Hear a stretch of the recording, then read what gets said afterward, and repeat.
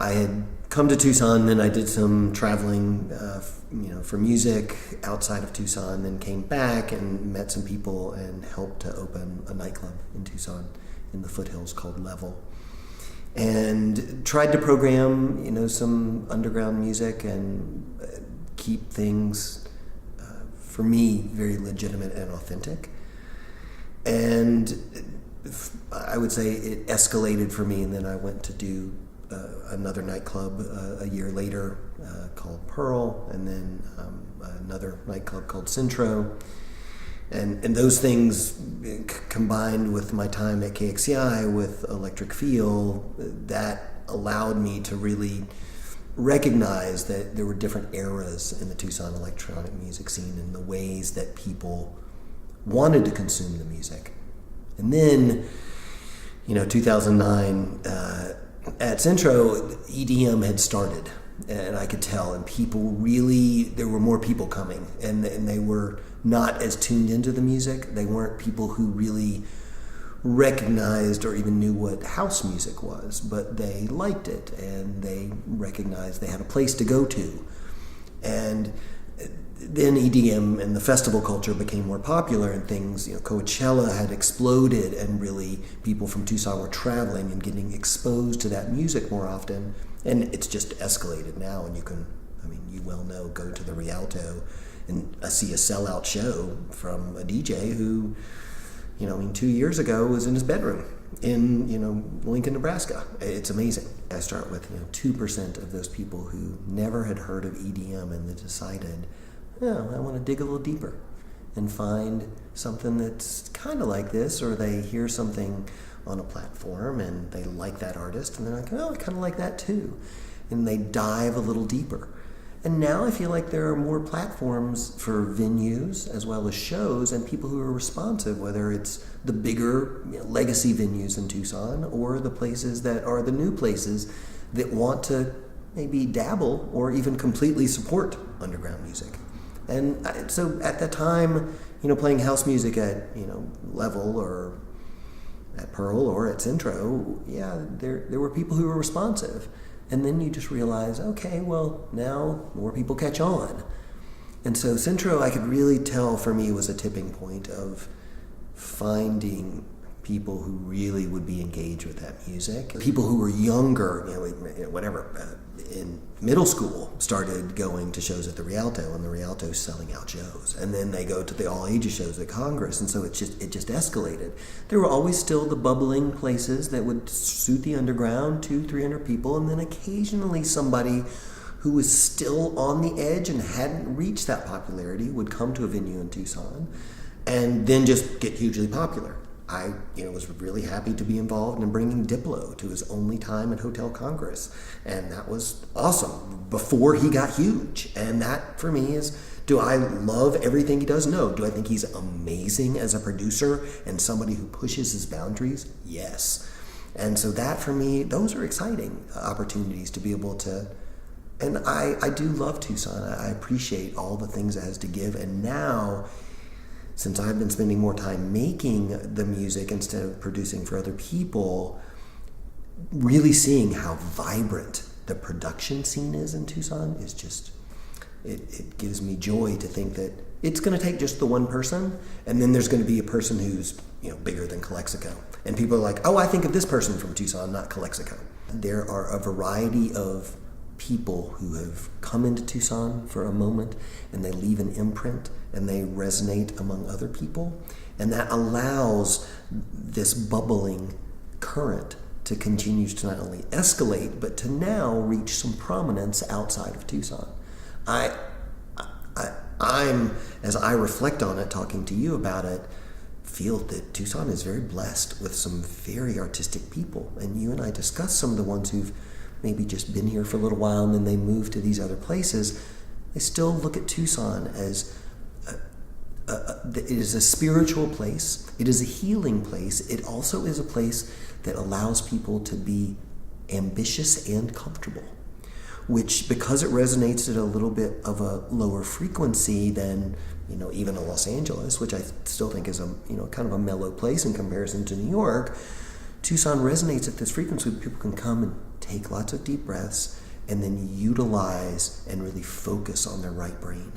There were some other people who were involved in electronic music who left town. I then became part of KXCI on the regular, and then I brought Toby in, and then over time brought Tommy and Fosef in, and they were doing that. Tommy's focused on the production now. Andrew moved to Seattle, where he's just rocking it out there, and then we met Ian, and Ian now has been part of the Electric Feel family, and we've done some live shows with us playing guitar. And what I recognize is that he adds something that is different just because of age and experience too. So it brings and makes Toby and I better. It also allows us to then look to the next person that we feel like that we're going to foster, and not only as a part of Electric Feel, but then as a guest. And then the continual fostering of new talent, it just becomes more prevalent as more people, again, that 2%, maybe it gets to 5% of the people who dig a little deeper and are like, oh, I know who this is, and I actually know who that artist is that you played. And they write us, and they say, oh, I love that, and can I get involved somehow on the show? And that is just, it's such a blessing and such a compliment to have that platform. I think Merci was a little early in Tucson. I think Centro was a little early. I think Level was early. I don't think of myself as a pioneer. I think of myself as an early adopter in all the types of aspects of my life. I'd like to see and say, yeah, this is an opportunity, and that building is in a downtown neighborhood, and it feels like it was an opportunity to do something architecturally and design-wise that spoke to me and my influences. I am fascinated by especially ultra-modern functionality, as well as architecture that integrates with functionality, because so much of it, for me, is maybe not functional. Well, that was the genesis of the space, and it resonated as first an event space, and we had a variety of artists come, including Steve Bugg, and that was amazing for me. Shauna Halligan,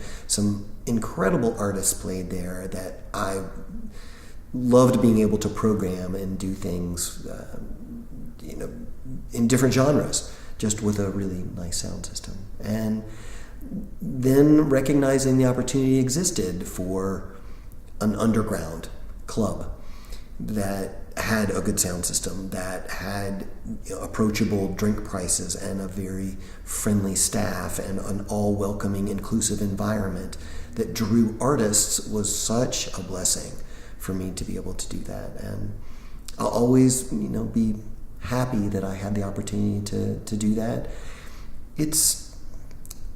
I have some a little bit of melancholy, emotions about it.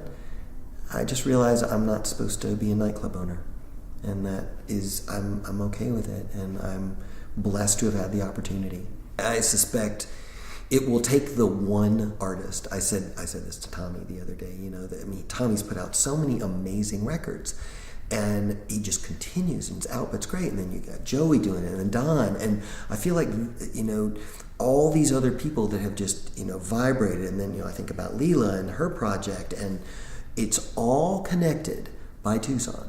They may all have a slightly different direction in underground electronic music, okay? They do these things. One thing is going to pop on an international scale and shine this huge light on Tucson, and then the finance people are finally going to say, okay, well, I need to, instead of just thinking I can open this place and fund it for a year, I'm going to fund it for 2, because it'll take that long in Tucson. If you do it now, it would take that long. If you wait another 5 years, it'll be a year, because the people who've grown up now with electronic music on the radio think, yeah, well, I don't really want to go to raves anymore. I don't need to go to festivals, but I'd kind of like to go have a couple of beers in a nice club, listen to a good sound system. Well, where can I do that? And in Tucson right now, you can't do that regularly. You can occasionally, but not regularly. Now, I think it's escalating with David's space, and I'm so thankful that he is doing what he's doing, because he's creating this next thing, and again, it's so appropriately named, and I really appreciate it. And that for me really resonates. It's just going to continue. And as I spend less and less time in Tucson to work on my own music, I recognize that it's just going to, when I come back, I'll come back sometime and it'll be, hey, did you hear about this place that opened? And I'll be so excited.